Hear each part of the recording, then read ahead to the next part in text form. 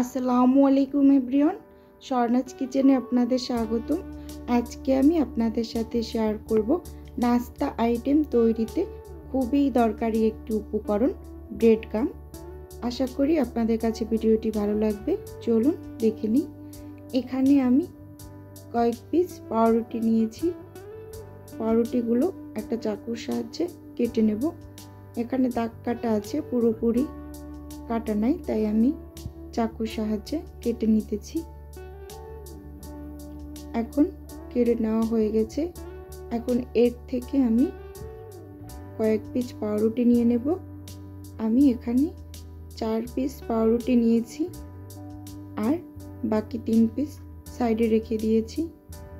এখন এগুলোকে আমি একটা চাকুর সাহায্যে ছোট ছোট করে কেটে নেব।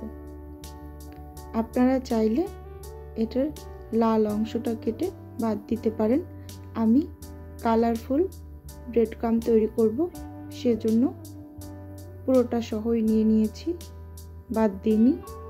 এখন এটাকে সাইডে রেখে দিয়েছি। এখানে আমি একটা ব্লেন্ডারের জার নিয়ে নিয়েছি। এখন রুটির টুকরোগুলোকে জারের ভিতরে দিয়ে দেব। দিয়ে 1 মিনিটের মতো ব্লেন্ড করে নেব। প্রথম অবস্থায় ব্লেন্ড করে নিয়েছি। এখন এখানে 1 টেবিল চামচ ফুড কালার দিয়ে দিয়েছি। আমি অরেঞ্জ কালারটা ব্যবহার করেছি, আপনারা অন্য কালার চাইলে করতে পারেন। বাটিতে ঢেলে নিলাম। এখন এই অবস্থায় চুলোতে একটা প্যান বসিয়ে দিয়েছি। এগুলোকে আমি একটু ভেজে নেব।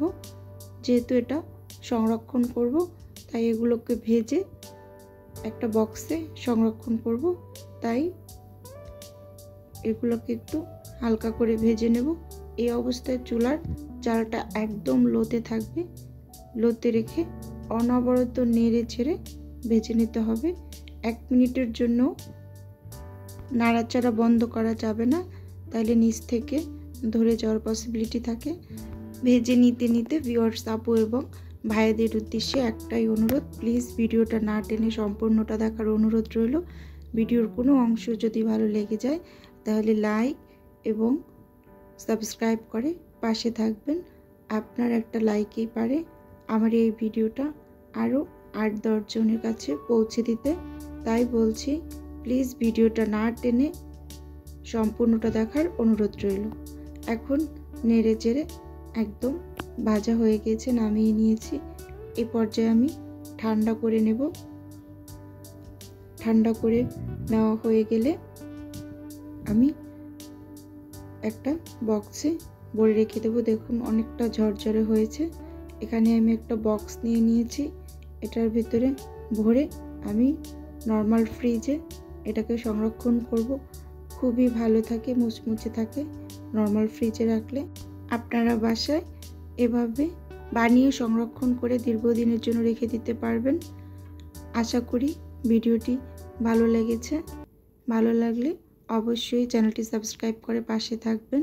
আজকের ভিডিও এ পর্যন্তই। আল্লাহ হাফেজ। আসসালামু আলাইকুম।